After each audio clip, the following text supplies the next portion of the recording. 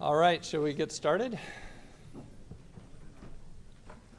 Hello and welcome to the 5th Annual Analytic Theology Lecture at AAR.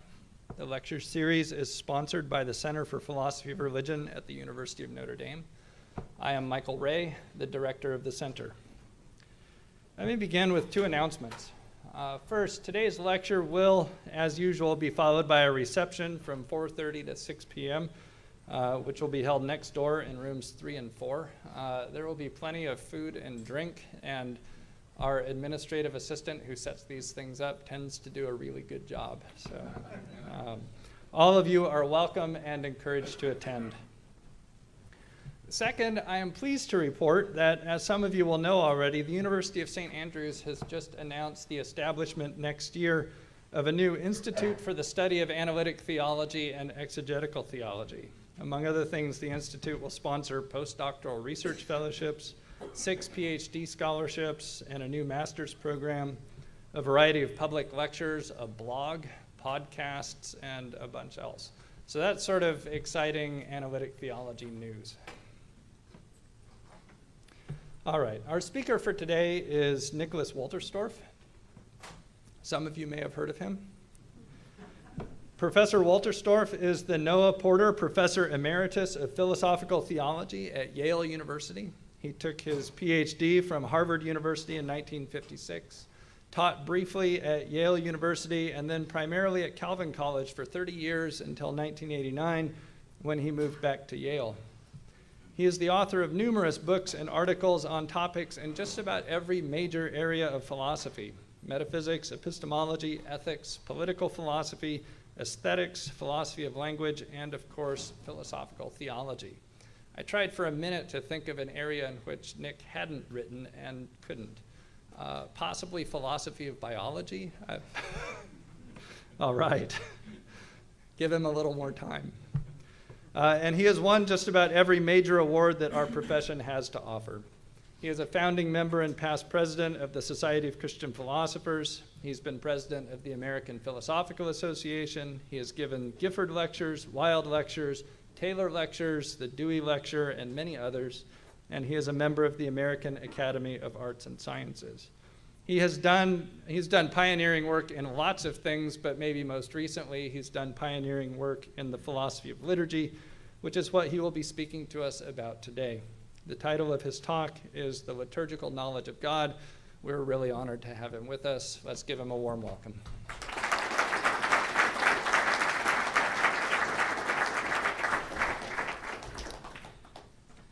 Thank you. There are seats up front. Thank you very much, Mike, and thank you for the honor of, and your committee for the honor of asking me to give this lecture with distinguished predecessors. I've been working on a book on philosophical reflections on liturgy, which I tentatively call Acting Liturgically.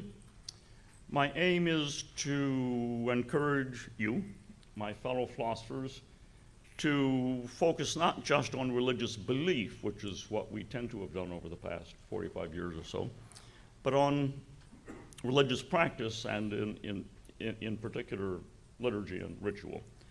So my aim is to, in the book, is to show that there are really interesting things to be thought about and said about liturgy. I hope I managed to succeed this afternoon. One possibility would have been a more conventional sort of lecture. I have a chapter in the book on Can God Listen? That would involve going through Aquinas, Maimonides, Eleanor Stump on Aquinas, and so forth.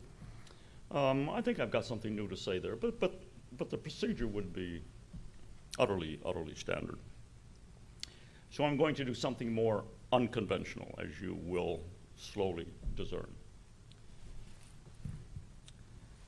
Sound is okay? Yes. There are multiple ways of coming to know God. By reading Holy Scripture, by experience of various sorts, by reasoning, by testimony.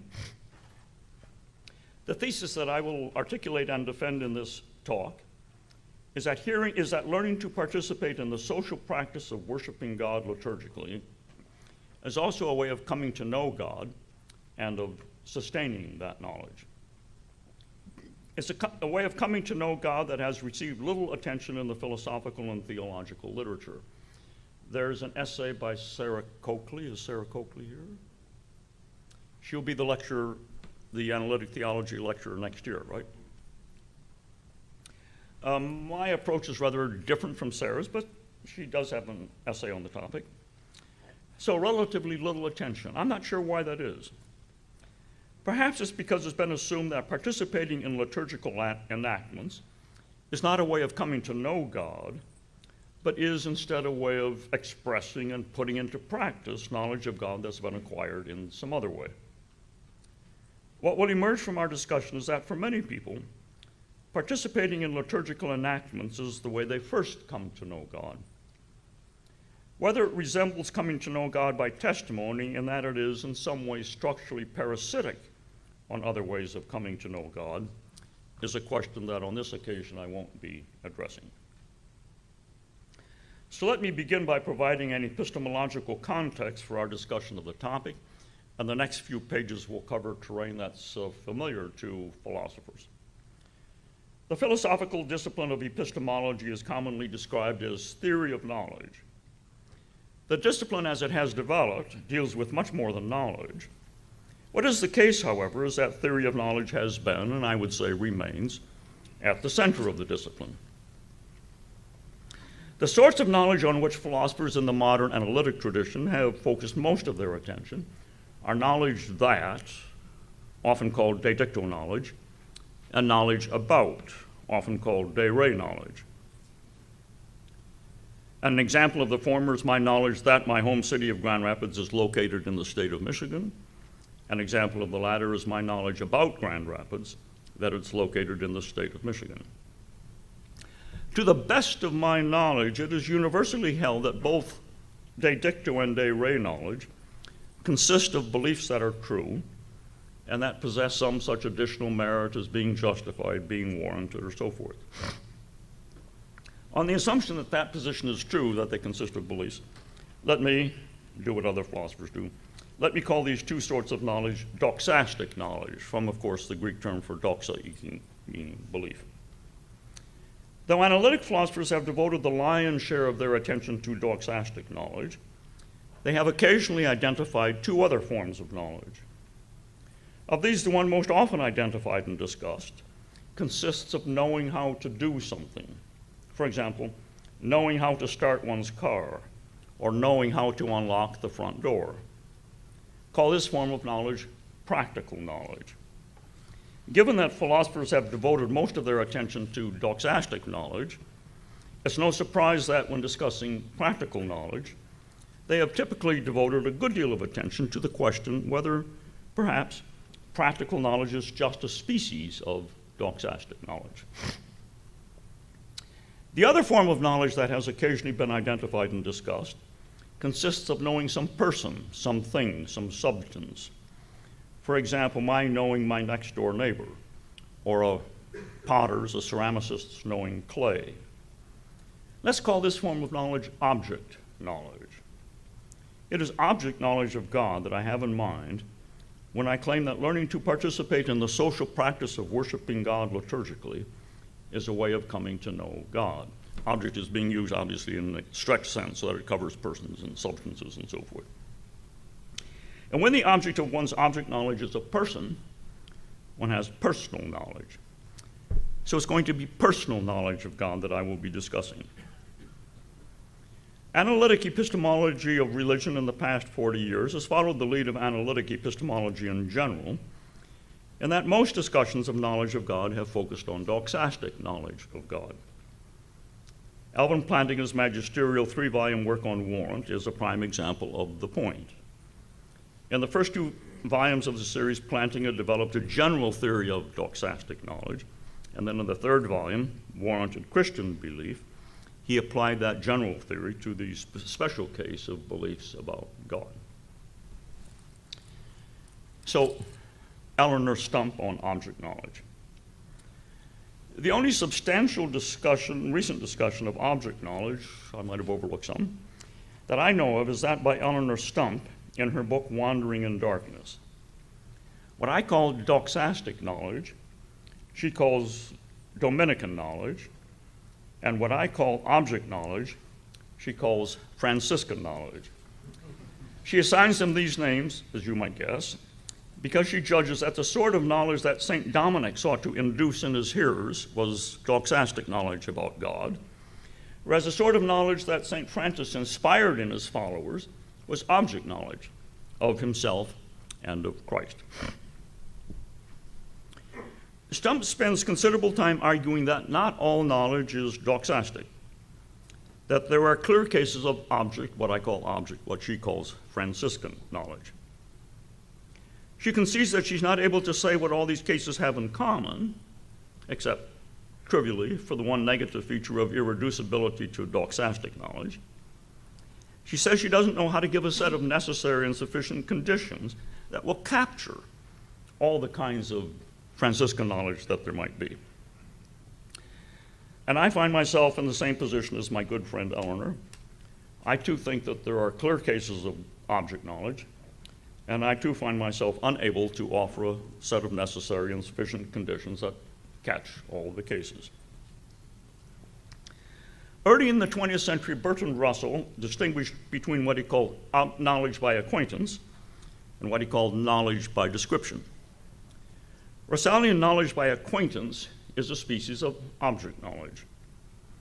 What Russell primarily had in mind by knowledge by acquaintance is the knowledge one has of one's own mental states by being directly aware of them, being aware of one's toothache, being aware of the red patch in one's visual field. So, for example, Stump persuasively argues, I think, that what one knows in such cases cannot be parsed out into doxastic knowledge. She says knowing a color is a candidate for a kind of knowledge which is not knowing that. She goes on to give other examples of object knowledge, of one's experiences, that she thinks are equally difficult to capture as knowledge that, or as the object of some propositional attitude. What it is like to be in pain, what it is like to feel lonely, what it is like to feel at home. And she says myriad other experiences involving qualia of some sort or other.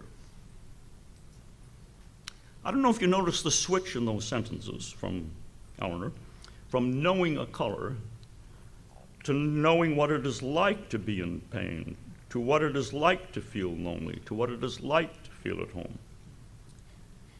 She doesn't make a point of this linguistic shift from speaking of knowing an object, namely color, to speaking of knowing what some experience is like. But I think the shift is natural. It reflects reality. So far as I can see, object knowledge always consists of knowing what something is like. That point is going to prove later when we get to liturgy, important later. Stump's main concern in her chapter on Dominican and Franciscan knowledge is not object knowledge in general, she's just setting the stage, but object knowledge of persons. And she argues that object knowledge of another person is one more example of something that cannot be reduced to doxastic knowledge. For the full argument, along with her responses to possible objections, I refer you to Stump's book. Let me just confine myself to presenting the centerpiece in her argument. She imagines us to imagine a person, whom she calls Mary, who knows all the propositions that are to be known about her mother, but who has never had any personal interactions of an unmediated and direct sort with another person. She has read descriptions of human faces, for example, but she's never been face to face with another conscious person. Now Sister Stump imagine that Mary is united face to face with her mother. Although Mary knew that her mother loved her before she met her, when she is united with her mother, Mary will learn what it is like to be loved. And this will be new for her. Furthermore, it is clear that this is only the beginning. Mary will also come to know what it is like to be touched by someone else, to be surprised by someone else, to ascertain someone else's mood, to detect affect in the melody of someone else's voice. And I find Stump's use of the example persuasive. Now, a brief section on Terence Cuneo, who's also working on philosophical reflections on liturgy. Terence Cuneo on knowing God liturgically. For the purpose of what follows, it's important to recall that an enactment of a Christian liturgy is never a one-off thing. It's the exercise by the congregants of a social practice for enacting that liturgy and other very similar ones. The participants were not born knowing how to engage in that activity. They were not born with that form of practical knowledge. They acquired it. Acquired it by being inducted into the ongoing practice. Much of such induction takes the form of imitating those who already know how to follow the liturgical script. Some of it takes the form of receiving explicit instruction. And a good deal of it consists of bringing to enactments of the liturgy what one already knows from one's life in the everyday. Those who for example, those who participate for the first time already know, if they are English-speaking adults, that the point of prescribing that the congregants utter the sentence, "Hear us, O Lord," is that thereby they are to perform the illocutionary act of asking God to hear them. So in his essay, Ritual Knowledge, which will be coming out in a book from Oxford in early 2016, Terence Cuneo articulates and defends a thesis concerning the relation between liturgical practice and knowledge of God that is similar to mine, but still different in an important way. His thesis is, to quote, "Knowing God is a practical activity." More specifically, his thesis is, quote, "Knowing God consists, at least in part, in knowing how to engage in ritualized activity." Still quoting, "When all goes well, knowing how to perform the prescribed actions of the liturgy is a way of knowing God." Here's how he summarizes his view. The liturgy provides the materials for not only engaging, but knowing how to engage God. Or more precisely, the liturgy provides the materials by which a person can acquire such knowledge, and a context in which she can exercise it. For if one grasps these ways of acting in such a way that one understands them to be ways of blessing, petitioning, and thanking God, then one knows how to engage God by performing actions such as blessing, petitioning, and thanking God. Or still more precisely, to the extent that one grasps and sufficiently understands these ways of acting, one knows how to bless, petition, and thank God in their ritualized form. One has ritual knowledge of God. Now, Terence's essay is rich, and I hope you read it when it appears.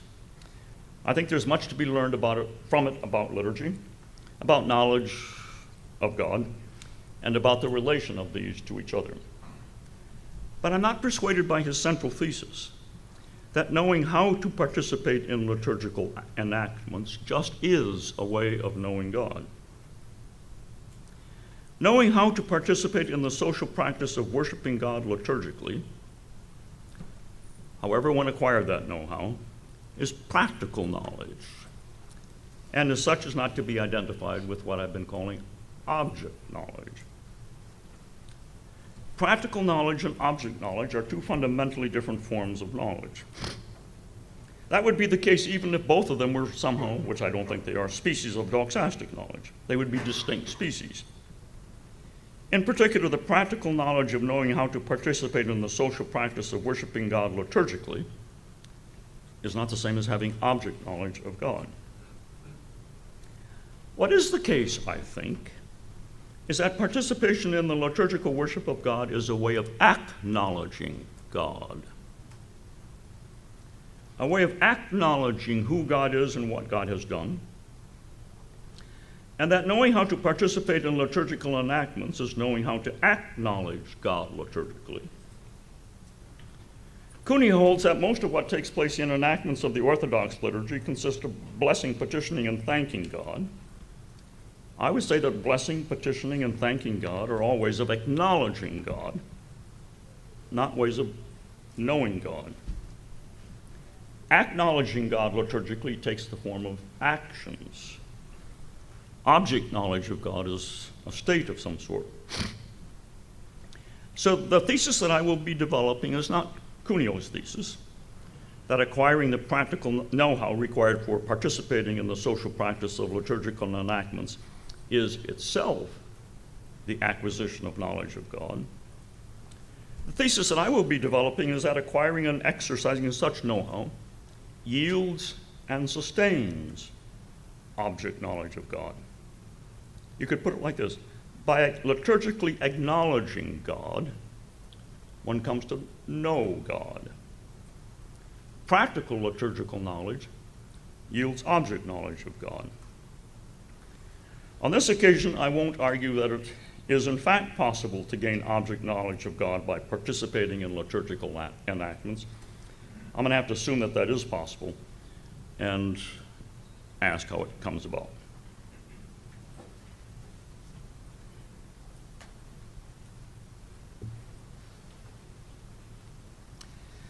Now, a common phenomenon in human affairs, I think, is that by acquiring and employing the know-how of a social practice for engaging things or substances of a certain sort in a certain way, one comes to know those things or substances themselves. By acquiring the know-how of engaging them, one comes to know those things themselves.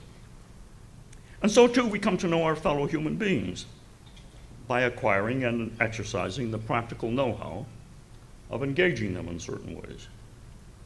So that liturgically, as I see it, liturgically acquired knowledge of God, practical knowledge, liturgically acquired knowledge of God is just one instance of the much more general phenomenon of practical knowledge yielding object knowledge. Common though it seems to me this phenomenon is of acquiring object knowledge by the exercise of a certain sort of practical knowledge, it is not, to the best of my knowledge, drawn the attention of philosophers. Accordingly, rather than turning immediately to liturgically acquired knowledge of God, let me provide some context for our analysis by looking at a couple of other examples of practical knowledge yielding object knowledge. I judge them to be paradigmatic examples of the phenomenon. The two cases, actually I'm going to skip the second case. The two cases that I will analyze are very different from practical liturgical knowledge, yielding object knowledge of God. But nonetheless, I do think that analyzing these two cases will serve to illuminate this general phenomenon of acquiring object knowledge by acquiring practical knowledge.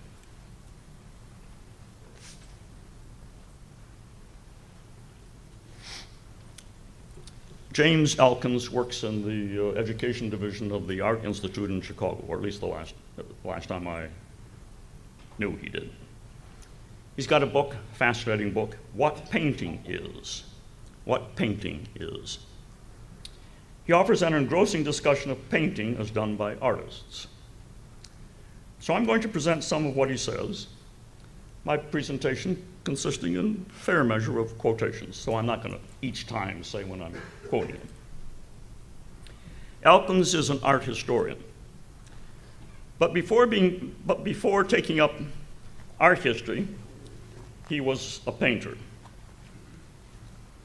He writes that he knows from experience how utterly hypnotic the act of painting can be, and how completely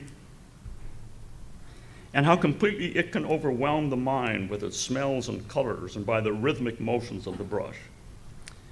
So I'm going to follow Elkins first on what he says about the practical know-how that the painter acquires, and then on what he says about the object knowledge of paint that his know-how yields. In Elkins' discussion, these topics are interwoven, as they are in ordinary life, I'm going to unravel them as much as I can, but I won't completely. One of the most fascinating features of Elkin's book is his comparison of painting to alchemy. I'm going to have to skip that. Yeah, I mean, if you want to find out about alchemy, contemporary alchemy, read Elkin's book. The practice of painting, says Elkins, takes place outside science and any sure and exact knowledge. It is a kind of immersion in substances, a wonder and a delight in their unexpected shapes and feels. Its materials are worked without scientific knowledge of their properties, by blind experiment, by the feel of the paint. A painter knows what to do by the tug of the brush as it pulls through a mixture of oils, and by the look of colored slurries on the palette. Artists become expert in distinguishing between slight degrees of gloss and wetness, and they do so without knowing how they do it, or how chemicals create their effects. Truth is, in the book, Elkins shows no interest in chemistry, in the chemistry of paint. On Elkin's description, only a small part of the know-how of the painter consists of beliefs that he holds. Most of it is subdoxastic, located primarily not in his mind, but in his eye, and in the muscles of his fingers, wrists, and arms. It's located in his acquired ability to make fine, intuitive discriminations in the look and the feel of paint, and in his ability to interpret the significance of those differences. A painter, he says, a painter knows how to mix colors by intuition. That is, by the memory of successful mixtures, by the look of the painting, by the scratchiness of the canvas's warp and woof, by the make and the age of the paints, by the degree of fraying in the brush. It can just barely be taught, and it can never be written down. Elkins notes that it was traditionally thought that there were rules for painting, and that those rules could be taught. And it was the project of art academies to teach the rules to initiates. One of the effects of the emergence of modernism has been the waning away, the dying out of the academies. Elkins notes that a fundamental anxiety has accordingly accompanied modernism since the final decay of the academies at the end of the 19th century. It is no longer clear that painting is something that requires a body of knowledge. It can be learned and studied. It may be stepless, beyond the reach of any routine education. Painting and alchemy are arts, backed by massive literature on technique and tradition, but they feel as if they might collapse at any moment into ruleless experience. Painting on Elkin's account, that was sort of the possibility. Painting on Elkin's account is in fact beyond the reach of any routine education. His point is not, of course, that there's nothing about the know-how of painting that can be taught by routine education. His point is rather that much, if not most of the know-how of the painter does not consist of following rules that were formulated and taught him by some teacher. Okay, so now let me move on from Elkin's description thus far of the practical know-how of the painter to his description of the artist's object knowledge of paint that his know-how gives him. Painters learn substances, says Elkins. Long years spent in the studio can make a person into a treasury of nearly incommunicable knowledge about the powderiness of pastels, or the woody feel of different marbles, or the infinitesimally different iridescences of ceramic glazes. That kind of knowledge is very hard to pass on. And it is certainly not expressed well in books on artists' techniques. But it is a form of knowledge, object knowledge.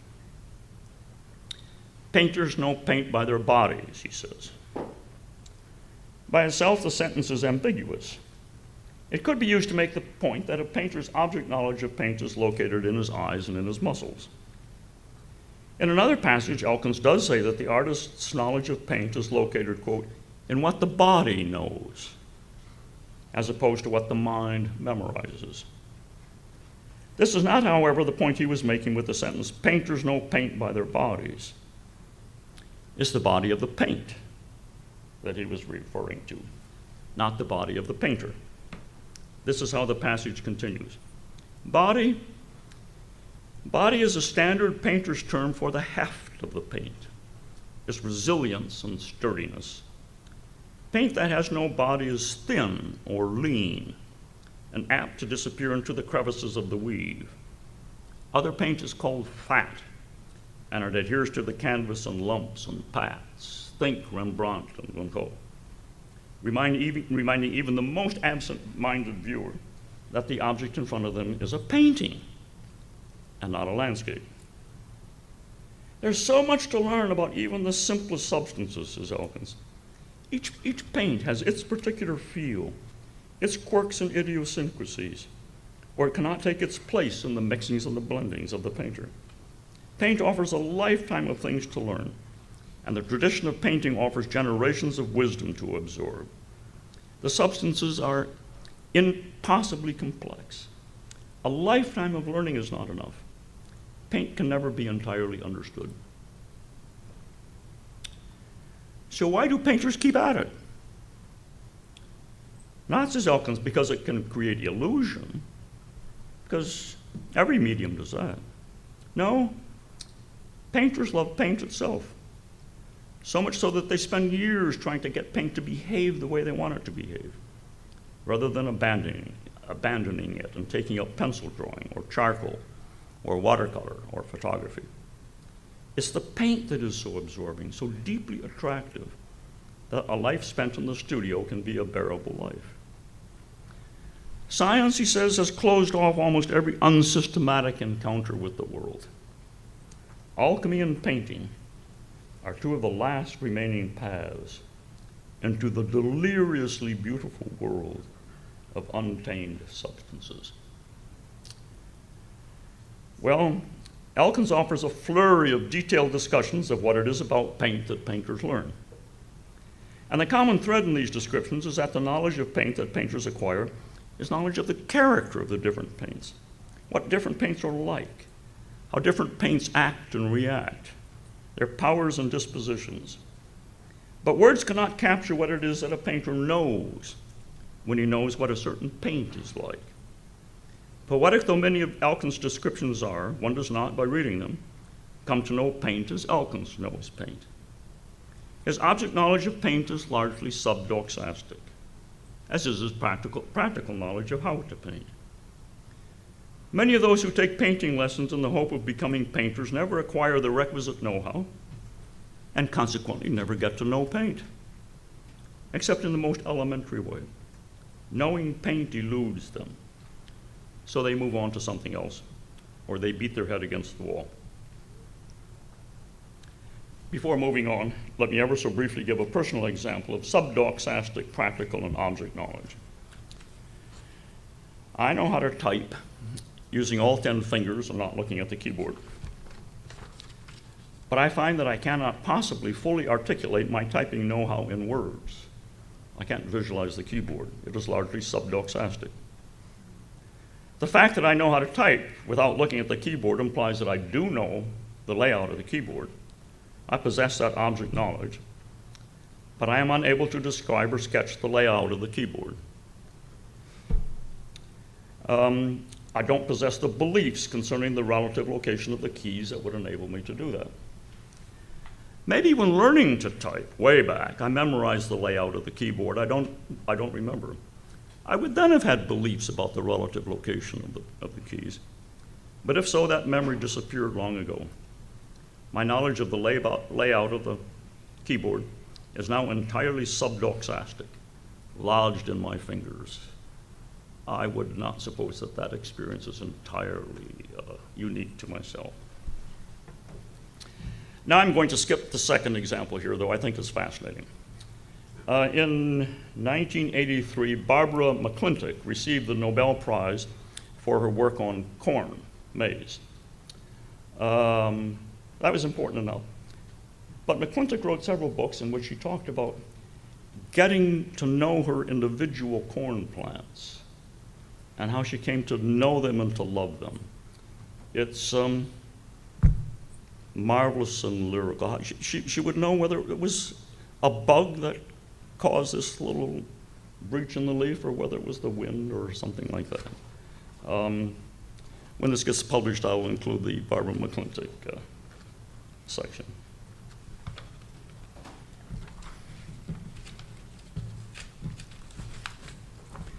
Coming to know God by participating in liturgical enactments is obviously very different from coming to know paint by painting and from coming to know corn plants by observantly tending them. Whereas the painter comes to know paint by acquiring a feel for paint, we don't come to know God by acquiring a feel for God. And whereas McClintock came to know her corn plants by closely observing them, we don't come to know God by observing God, though there is a fascinating literature on the spiritual senses, and Sarah Coakley is a big contributor to the present day discussion of that literature. Nonetheless, as we now take up the topic of knowing God liturgically, I do think it helps to have in mind these examples of the more general phenomenon of practical knowledge yielding object knowledge.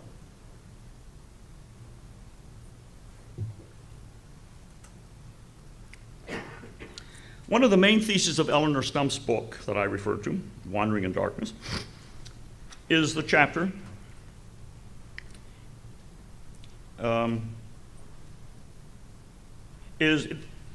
the chapter that I referred to, is that one of the ways in which we come to know persons, including God, is by reading or listening to narratives in which those persons have a significant role. By being presented with the narrative, we come acquainted with the person, learn what he or she is like. Prominent in Christian liturgical enactments are, of course, readings of narrative passages from Scripture in which God is one of the main actors.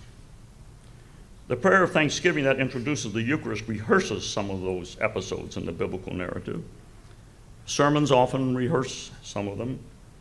The hymns that are sung quite often rehearse some of those biblical episodes, and so forth.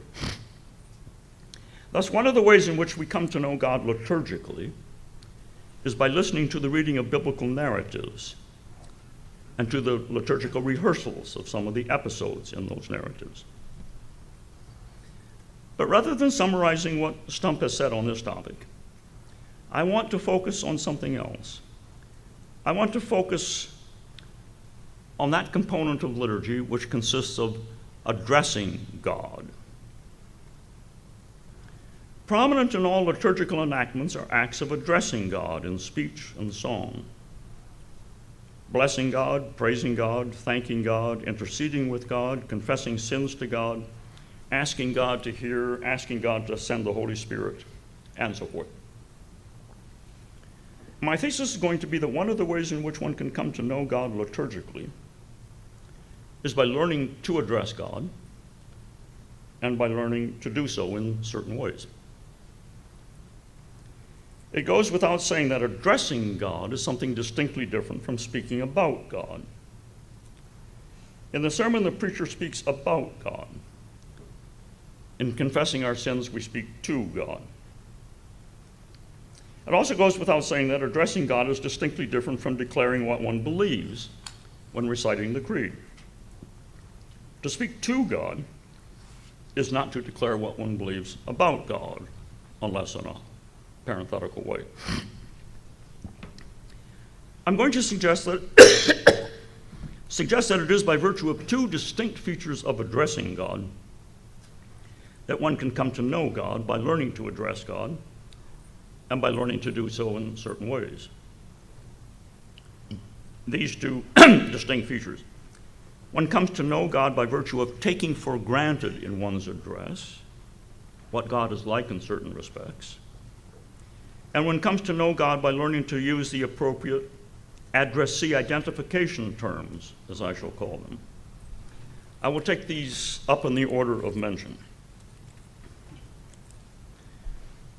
The question hovering in the wings here is, but doesn't one have to know God already if one is to address God? My answer is no. one can come to know God by learning to address God and by learning to do so in certain ways. So let me introduce what I have to say on the first topic with some brief comments on the general phenomenon of taking something for granted in what one does. Every human being who lives past infancy has been socialized. Socialization consists in good measure of learning how and when to perform certain actions and of learning how and when to engage in certain social practices. And anyone who performs those actions and engages in those practices takes for granted a vast number of things about the world, herself, and her fellow human beings. Not everything that we take for granted about reality is the way things are, of course. But if they are as we take them to be, then in taking them for granted in what we learn to do, we gain knowledge of the world, ourselves, and others. All of us, for example, know the world as existing before we were born. We didn't acquire that knowledge by being told that the world existed before we were born and then believing it. We acquired it by learning to perform a wide variety of actions in which we just took it for granted. Some of what we take for granted in our actions is also explicitly believed by us, but much of it is not. It remains subdoxastic. It never crosses the mind of most people that the world existed before they were born. They just take it for granted in what they do. If the question is put to them whether they believe this, they would say they do, with the possible exception of a few highly sophisticated philosophers.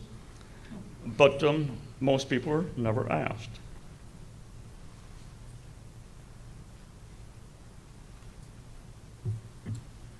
I'm not aware that any philosopher, myself included, has ever developed, to any extent, a theory of what it is to take something for granted and what one does.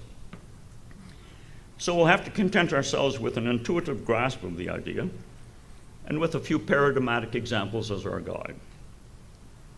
Rather than presenting my own examples, I'm going to take a few from those that Wittgenstein offers in his little book on certainty.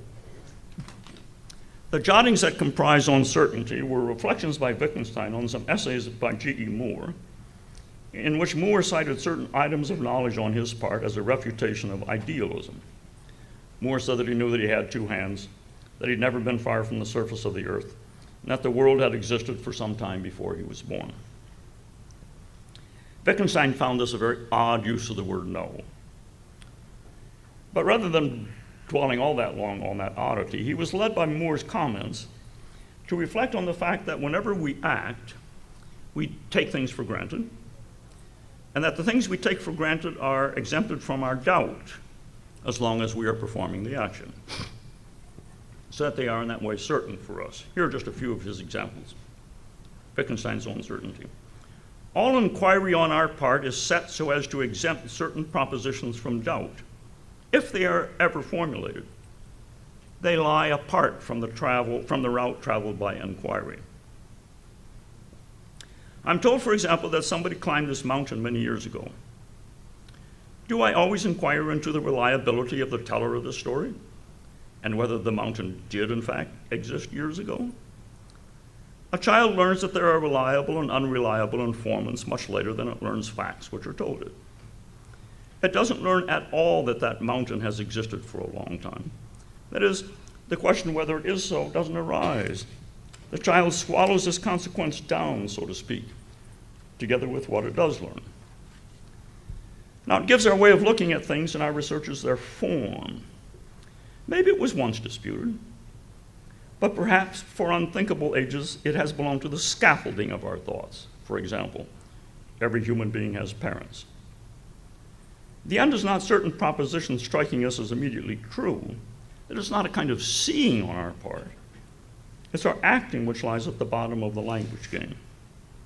And one last point. Example. But do we not simply follow the principle that what has always happened will happen again, or something like it? What does it mean to follow this principle?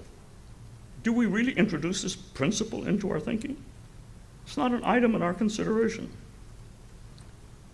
The point I want to take from those observations by Wittgenstein is not his point about certainty, but rather the point that in learning to perform various actions, we take for granted what the world is like in certain respects. We take for granted that the mountain existed years ago. And if the world is as we take it to be, then we have gained object knowledge of the world. So now to liturgy. Over and over in Christian liturgical enactments, the congregants and their leaders address God as you. We bless you, O God. We praise you, O God. We thank you, O God. We confess to you, O God. We petition you, O God, and so forth. The participants, in short, engage in second-person address. In doing so, they take God to be the sort of being whom it is appropriate to address. They take God to be a thou, a person. Nobody declares that God is a person, and hence the sort of being whom it is appropriate to address. They just go ahead and address God. And in so doing, take God to be a person, and hence appropriate to address. Add now that God is in fact the sort of being whom it is appropriate to address, that God is a person. Then in learning to address God as you, they acquire knowledge of God, some knowledge of who God is and what God is like. In liturgically addressing God, the participants also take for granted that God is capable of listening, that is capable of apprehending what they say. Addressing God as they do would make no sense if God couldn't apprehend what they say. Nobody explicitly declares that God can listen, or at least it happens rarely. In addressing God, the participants just take for granted that God is capable of listening. Add now that God is in fact capable of listening. Then in learning to address God, the participants come to know God as capable of listening. They come to know something of what God is like. At some point, some of them may form the explicit belief that God is capable of listening, but they need not. Their knowledge of God as capable of listening may remain subdoxastic, as may their knowledge of God as the sort of being whom it is appropriate to address as you.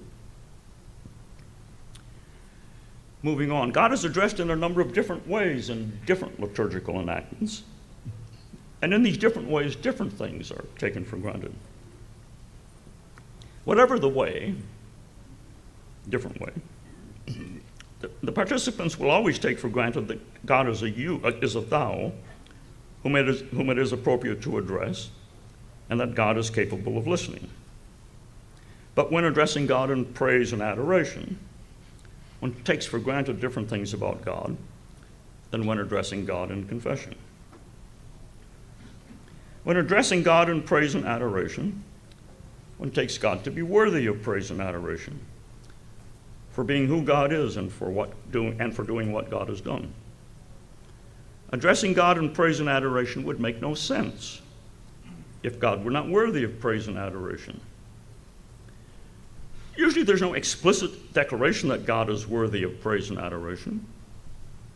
Participants simply go ahead and do it and take it for granted. Add now that God is in fact worthy of praise and adoration. Then in learning to address God in praise and adoration, one comes to know God as worthy of praise and adoration. One comes to know something of what God is like. At some point, one may form the explicit belief that God is worthy of praise and adoration. Then again, one may not. One's knowledge of God in this respect may remain subdoxastic. And in any case, if from youth up one is taught to address God in praise and adoration, one will come to know God as worthy of praise and adoration before the thought ever occurs to one. In the enactment of all Christian liturgies, the participants address to God their confession of individual and communal sins. They confess to God that they have sinned against God. To sin against God is to wrong God. So in confessing to God one's sins against God, one takes God to have been wronged. Confessing to God one's sins against God would make no sense if God had not been wronged. Seldom in any Christian liturgy is it explicitly said that God has been wronged. Usually the worshipers just take it for granted. Add now that God has in fact been wronged. Then in learning to address God in confession, one comes to know God as one who has been wronged. At some point, one may form the explicit belief that God has been wronged. Then again, the thought may never cross one's mind. My point is obvious now. I take it to be tedious to multiply examples. To participate in addressing God liturgically is to take God to be a thou, whom it is appropriate to address, to take God to be capable of listening, to take God to be worthy of praise and adoration, to take God to have been wronged, and much more besides. And if God is as one takes God to be in one's address to God, then in learning to participate in liturgically addressing God, one comes to know God in those respects. Before we move on, I do want to note that it is by no means only when addressing God that liturgical participants take God to be a certain way. So it's a more general topic. In kneeling for the prayers and closing their eyes, they take God to be a certain way. In receiving the Eucharistic elements, they take God to be a certain way, and so forth. Whatever they take God to be like when performing the actions of the liturgy, if God is in fact that way, then by learning to perform those actions and performing them, they come to know God in that way. So running throughout the liturgy is the phenomenon of coming to know God by engaging God in a certain way. I think one of the tasks of what you might call liturgical theology is to bring to the level of explicit belief what those who participate in liturgical enactments take for granted and come to know God to be like. And finally,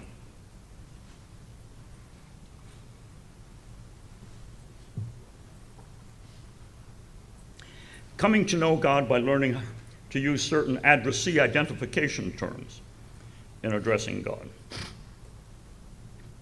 When the participants in Christian liturgical enactments address God, they usually incorporate into their address terms identifying the one to whom they are addressing their praise, their thanksgiving, their confession, their petitions, and so forth.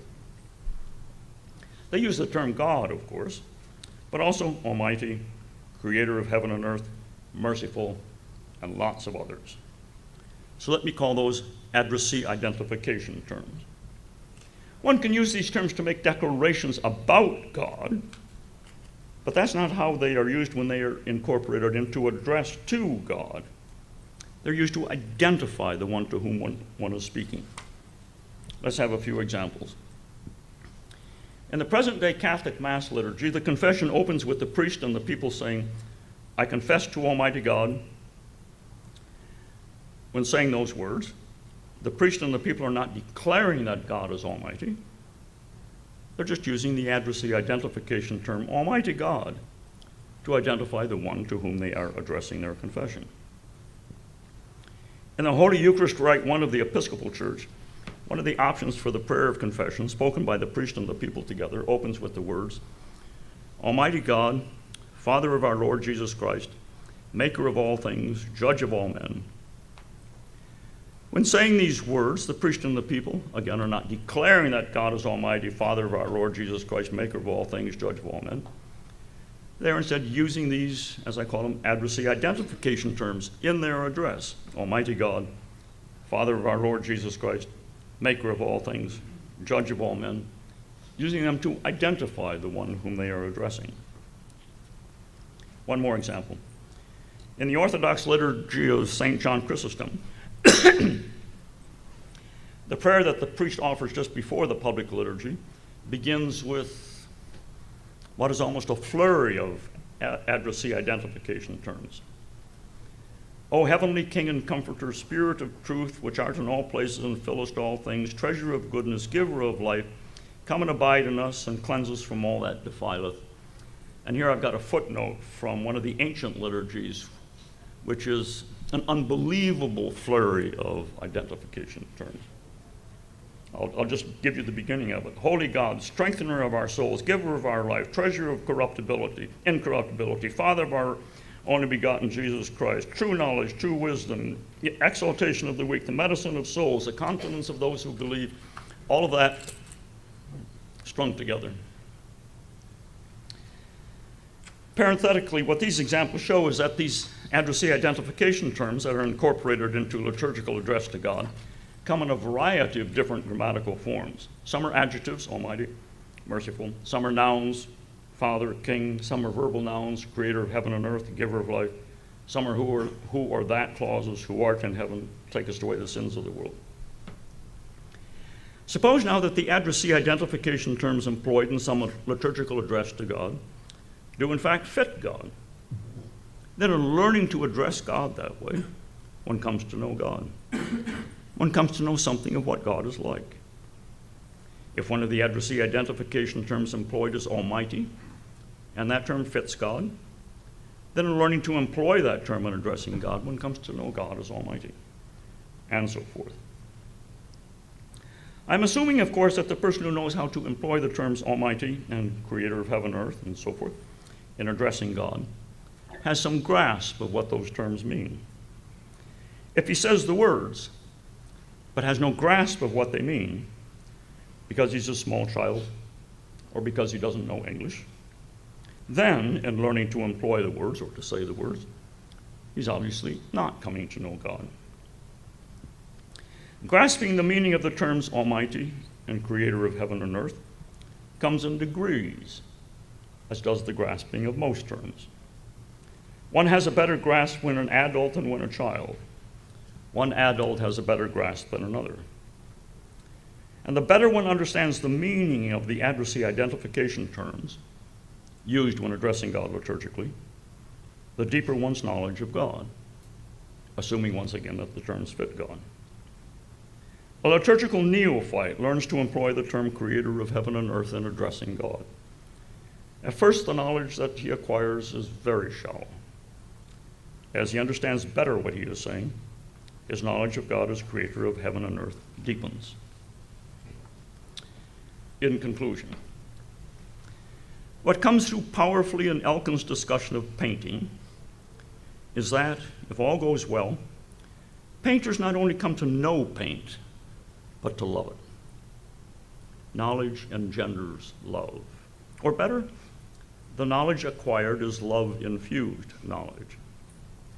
And what would likewise have come through in my discussion of McClintock, if I had read it, is that she not only came to know her corn plants, but she came to love them. In her case, too, the knowledge was love-infused. The mode of love was, in both cases, attraction to something of worth. When all goes well, the knowledge of God gained by learning to address God liturgically is like Elkin's knowledge of paint and like McClintock's knowledge of corn, in that it too is love-infused knowledge. Thank you.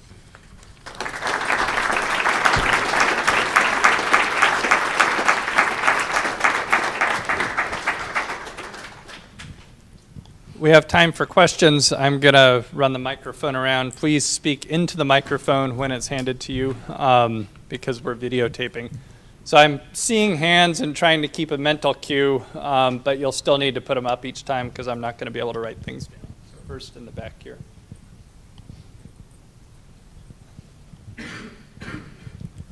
First of all, thank you so much for your talk. At several points throughout your talk, I was reminded significantly of the work of Michael Polanyi with personal knowledge and tacit versus focal awareness. Would you be able to sketch out where your thought is relative to his thought, or is it largely similar in those particular aspects? Nick, don't forget to answer into the microphone. No, I can't. I wrote a draft of this chapter about a year ago, and I read Polanyi. But Polanyi was,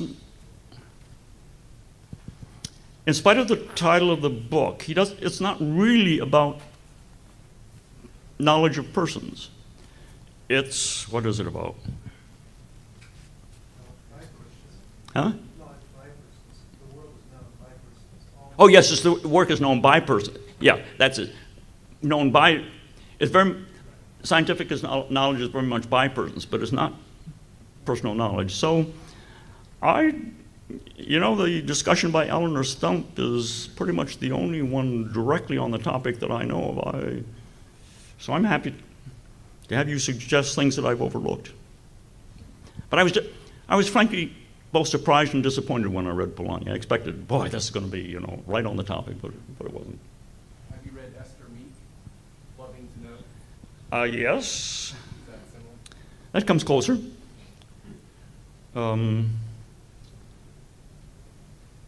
I know Esther, and I read her book, right, blurbed it, in fact. Which doesn't mean that I remember it, of course, but. I'm going to go Julian, Amber, Bill, the person over there, and then Richard. That's my cue for now. Thank you very much. I just had a question on. The microphone's gone. Can you hear me? I just had a question on. Well, if I sort of use an analogy in sort of interpersonal relationships, I just have a slight doubt that you'd come to know someone as, and then fill in certain attributes, just by addressing them in a certain way and taking for granted that they're, you know, a certain way. So, I mean, let's say that we're invited to address a human being in a certain way, thus taking it for granted that they had certain attributes that would make it appropriate to address them that way, and yet the human being just stood there and never sort of responded in any way. I'm not sure that without kind of more sort of rich interpersonal experience, you'd get much knowledge of the person as having those attributes, like, you know, loving or compassionate or whatever. And it seemed, I mean, correct me if I'm wrong, but it seemed to be that you were saying that just through that liturgical action, independently of whether or not one has any experience of God as, you know, loving, compassionate, judge, whatever, one gets knowledge of God as having those attributes. I just wondered if you could say a bit more on that.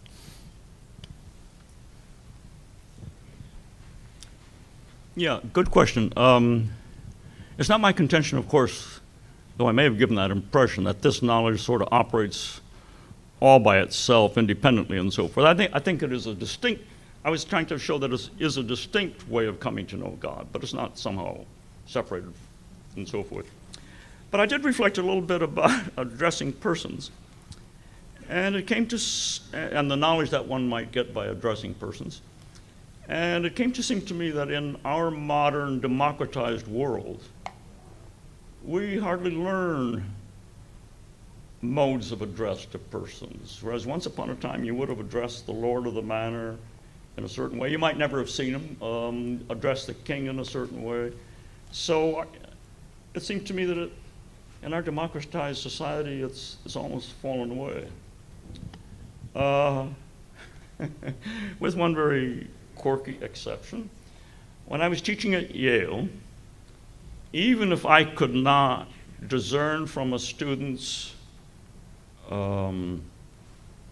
use of English that they came from the American South, if they addressed me as sir, I knew that they came from south of the Mason-Dixon line. Back when I was growing up, I was taught to address all males who, you know, were 20 or whatever as sir, but that disappeared from the North. So a little bit, so modes of address have almost just fallen out. Am I right about that? Yeah. Well, I mean, there are modes of address for governors and presidents, but they've become pretty thin by and large. So thank you so much for this paper. I thought it was really interesting, and it kind of lines up with some of the things I'm interested in right now. A brief anecdote to bolster your case, and then a question. So the anecdote is only, you know, with the thou address. I always thought of that as so formal, right? Growing up, I thought the thou is what you use for formal things, and of course it's not, right, in the King James English. And I only realized this when I went to Germany and started doing the liturgy in German, and they address God as du, and not as sie, so the informal you and not the formal you. And I thought, wow, especially in this hierarchical society where I have to call the chair of my department sie, I get to call God du. Like that's really crazy. But it definitely kind of shifted the way that I thought about the God concept. So that's just kind of to, you know, bolster. Let me just respond to that. I was quite deliberately echoing Martin Buber's book at that point. Yeah. The question is really, whether, so it sounds like what we have is a kind of non-propositional knowledge, this object knowledge. I'm not sure if you would agree with that or not, but it certainly seems different than propositional knowledge that. And so my question is kind of what's going to, we might not be able to give truth conditions for it since it's not propositional, but what's going to make this kind of knowledge, say, appropriate or inappropriate, deficient or non-deficient? And does the existence of the object that one's becoming acquainted with have something to do with whether it's deficient or not? Because it seems like what I'm doing in the liturgy is just getting really well acquainted with a certain concept, and that doesn't require the existence of that concept or that I believe that that thing exists. And so I'm just wondering how that's going to play into things. I don't know. I and Eleanor Stump both don't. We can give cases. Knowing what red is like, or knowing red, but I'm not able to sort of give a general characterization of the cases. And you're hinting at whether we use normative terms, right?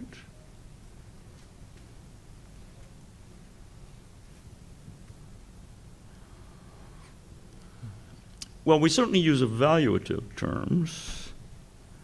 Running throughout Elkin's discussion is coming to know paints better and better and better. Now, how do you know, your question, sort of, how do you know when you know paint really well? I don't know. How does McClintock tell when she knows her corn plants really well? I don't know. You have any ideas? I was just thinking, I mean, I'm more concerned with kind of whether I could have this knowledge without actually believing that the object of my knowledge exists. So, Is there? you know, so it seems like I get really well acquainted with the concept of God through liturgy, but it seems perfectly, at least psychologically possible, and maybe even not irrational to say, I understand the concept better, but I might not believe that God exists. Right, so I'm wondering, or whether you want to exclude that possibility. So the little child who from youth up participates in the liturgy learns to address God and learns then more specifically how to address God. That little child probably doesn't have the belief that God exists. It just takes it for granted. Right? I'm thinking more about the adult who would do that. The adult.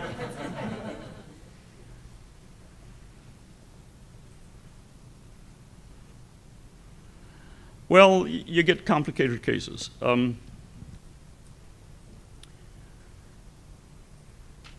So, see, here would be the issue. Can you be unsure, maybe not flat out disbelieve, but unsure, you just don't know, whether God exists, and still address God? I think the answer to that question is yes. You can address God on the off chance that God exists. Here's a human analogy. A friend of mine just disappears one day. The police look for him for 3 months. No trace. But there's unfinished business between us. And I don't know what I believe about whether he's dead or not. But I address a note to his address and apologize for what I said to him. And he is still alive. And he gets the note. Have I apologized? I think so. Bill Craig is next. I've got a queue of about 8 people now. If you want in, try to catch my eye. The queue I have is Bill, and then you, and then Richard, then you. Can you get a little bit of water in there? Yeah, then in the back, and then you, and then you. Sorry for the people who have to refer to as you.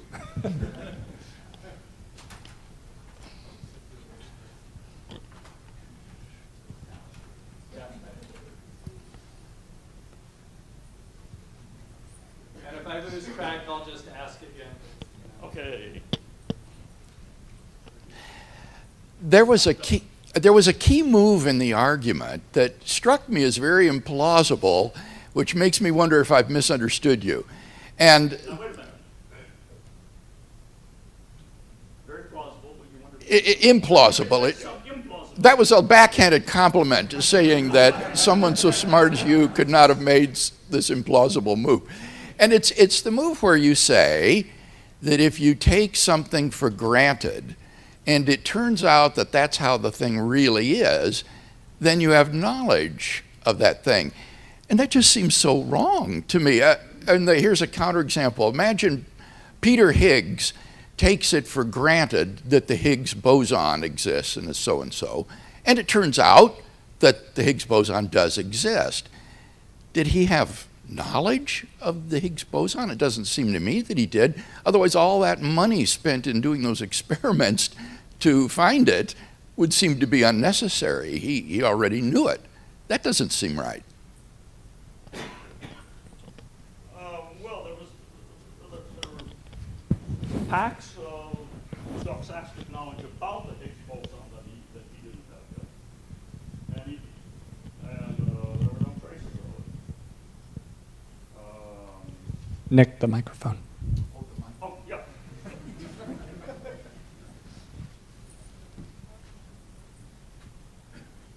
But it's not evident to me that he didn't. And there is, in fact, a Higgs boson. Now, so I think the issue would, so here's what's unclear to me.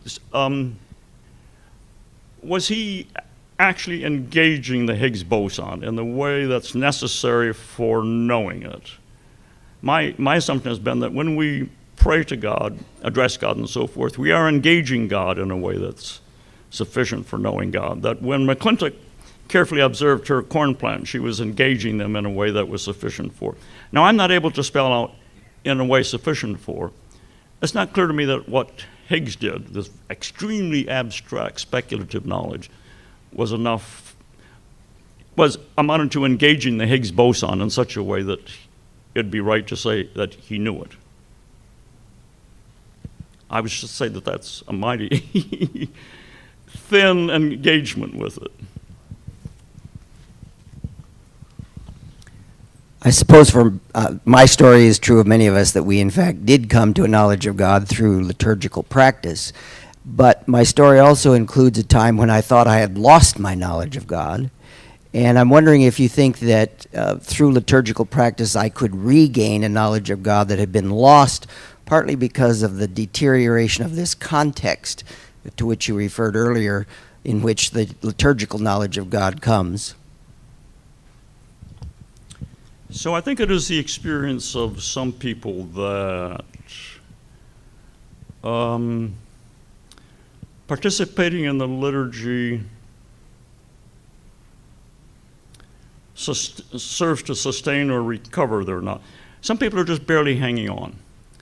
And it's their experience that they're enabled to hang on, as it were, by continuing to participate in the liturgy. So it could bring it back, sustain it.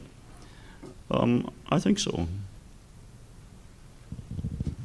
Yeah, I think so. Thanks. My question is very similar to Amber's. I'm just wondering what you'd say about the kind of malfunction that she's talking about, where someone participates in the liturgy but fundamentally would count as sort of agnostic, leaning on the God probably doesn't exist side of things. A famous example, of course, Tony Kenny, who writes about this occasionally, or I think of Alfred Loisy, the great modernist, who took tremendous comfort from sitting at the back of Mass after he'd been excommunicated. They're rather different cases. And I'm just wondering how that ties in with the paint analogy, because it doesn't look like not knowing the paint well enough captures quite what's going on in that case. So I want to know what you would say in that context.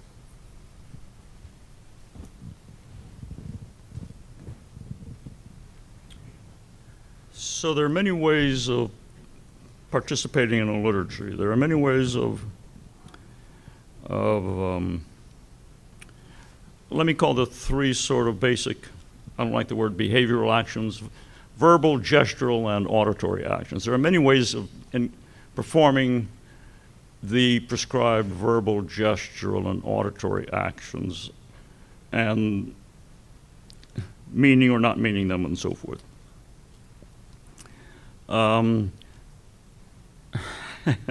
Gets more complicated. The sort of person I had in mind was a person who, well, let me, a little bit differently. So skeptics and doubters and wafflers can and do participate in liturgical enactments.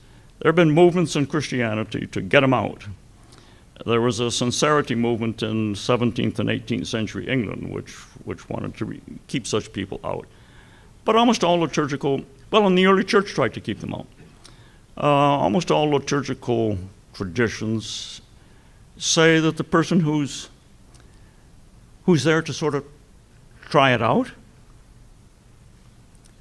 and the person who's there, conversely, to hang on, that these are legitimate reasons for participating. Usually participation would be viewed as more permissible in some parts of the liturgy than others, more permissible in the prayers and less in the Eucharist, for example. So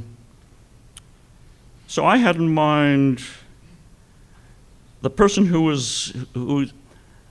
sort of person I had directly in mind was the sort of person who was there for full participation, not the qualified sort of participation that the skepters, the doubters, and the wafflers.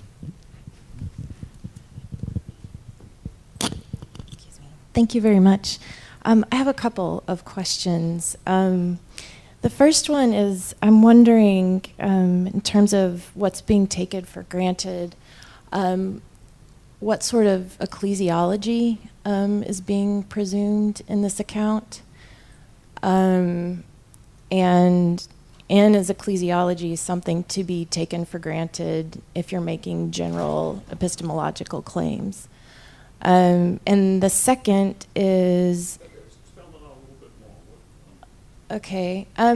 Well, I suppose I'm thinking, and I think these two things may be related, but you know, a term like liturgy will mean something obviously very different in many different contexts depending on one's ecclesiology or ecclesiological location. So I suppose I'm wondering, for your account in your development of this argument, if ecclesiological considerations have come into, you know, thinking through particularities in terms of, you know, not just what's being performed in the discursive, but in terms of,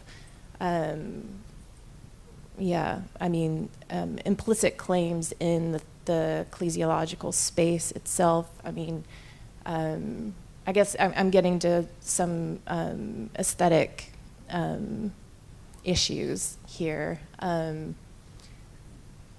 But more broadly, it seems as though some sort of ecclesiology needs to be accounted for, or at least considered when making claims about liturgical formation and practice, and then moving from that to making broader epistemological claims. So by the term liturgy, I'm using the term liturgy in the way that I think most liturgical scholars nowadays would use it, not in the popular way. By liturgy, I just mean the what's done in an assembly. And there will always be some, a little bit more carefully, what's prescribed to be done. And there will always be something that's prescribed to be done. In the case of the Orthodox liturgy, it's elaborately written out, including the hymns. In the case of the Catholic liturgy, it's written out, but the hymns aren't written out, same for the Episcopal liturgy. In Free Church liturgies, it might entirely be dependent on directives from the minister. But there's still things prescribed to be done, and that's what I mean by the liturgy. So I mean it to be as broadly ecclesiological as possible, since I think that in any assembly there are things prescribed to be done, and that's the liturgy. Now, does that help a bit? Then, the things prescribed to be done, the people who participate have varying degrees of grasp of what it is that is prescribed to be done. They don't grasp all the meanings of the words, and some of the actions may be mystifying and so forth. But if they aim to do what's prescribed to be done, then they're helping to enact the liturgy. Higgs boson, here we go again. You can refer to the Higgs boson without knowing what the Higgs boson is. You can come across the word tribulation in a Christian liturgy and think, tribulation? But you might well have prayed for deliverance from tribulation, I think, my view. Does that help at all? As to what you're getting at? No. I don't think I'm presupposing very much of an ecclesiology. I'll think about that. But even Eastern Seaboard Quaker service has things to be done. You're to sit in silence until the Spirit urges you to speak, whereupon you are to listen to what the Spirit has moved the other person to do. That's things prescribed to be done. It's as minimal as you can get. But a test for whether there are things to prescribe to be done is whether you can make mistakes. And you can make a mistake in an Eastern Seaboard Quaker liturgy. By suddenly starting to sing an evangelical hymn, for example. Or, Nick, in your examples, they're both of your examples are described. The person is engaged in activities that could be undertaken on their own. So the painter by themselves, McClintock alone with her plants, and in theory, the pursuit of knowledge by way of liturgy could be taken under two conditions. You could pursue those alone. The Book of Common Prayer is a good example in the Anglican tradition, which is set up in such a way that one can do so. One can also do, obviously, the more obvious example is one undertakes these in the context of a community. Is the character of one's knowledge that one obtains different in one case versus the other? Oh, I'll have to think about that, Mark. One of the chapters in the book, in the prospective book, is with one accord, the communal dimension of doing it together, and talk about what it is to do it together. And doing it together is not just each doing it in the same place and the same time as the other people. So what is it to do it together? Now, I hadn't thought about whether the knowledge of God that emerges is different, so I don't know. I'll think about it. Thanks.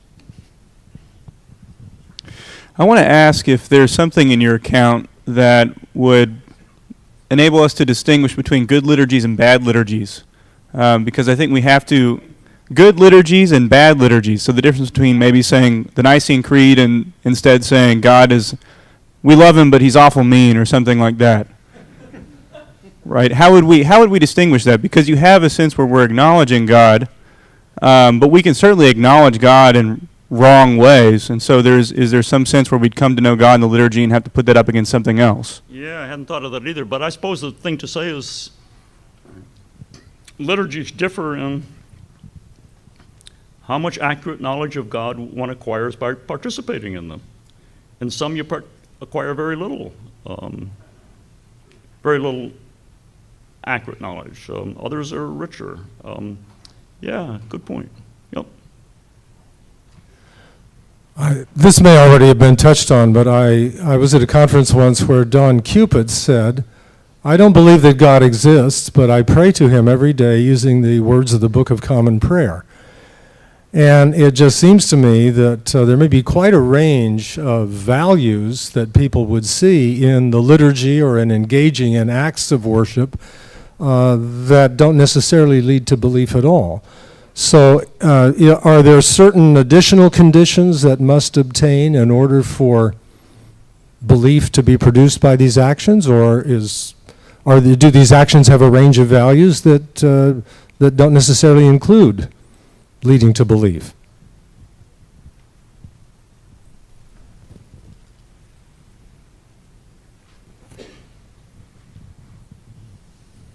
And I have a Jewish friend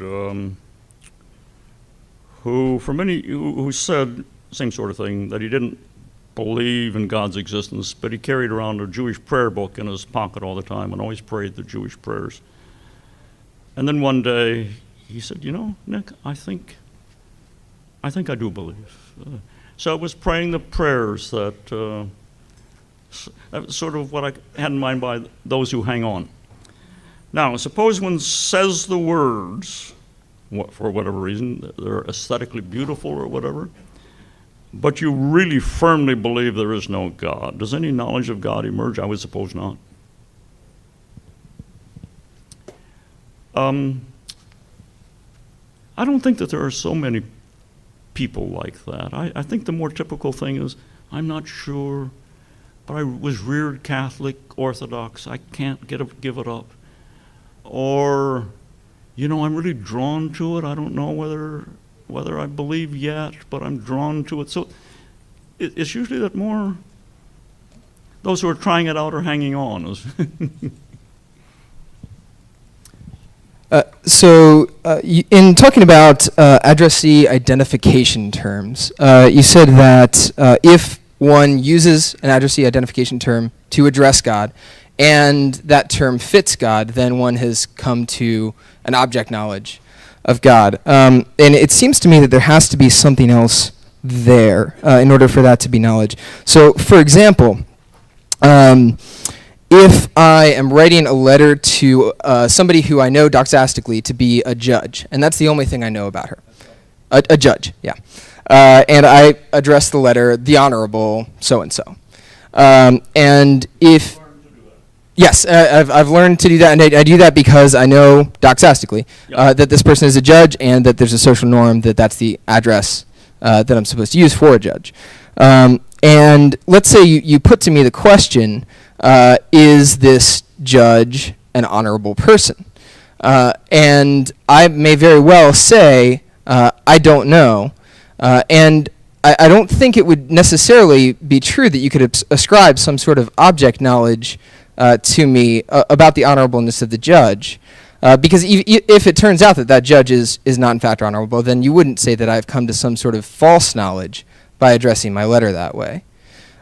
So it seems that there's a titular use of some of these terms that sometimes in our use of it is all that's meant, and the adjectival use or verbal or so on isn't actually even part of the cognitive content of the term when we're using it that way.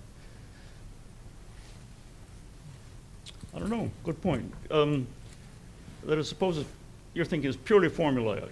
Yes.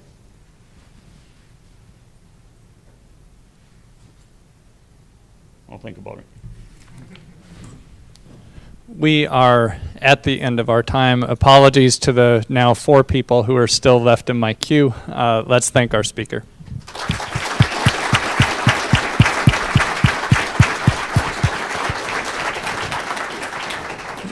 Please do come to the reception. Also, earlier I announced the establishment of the Institute for Analytic Theology at the University of St. Andrews. And I just noticed during the session, Andrew Torrance is here. He's one of the principals on that grant.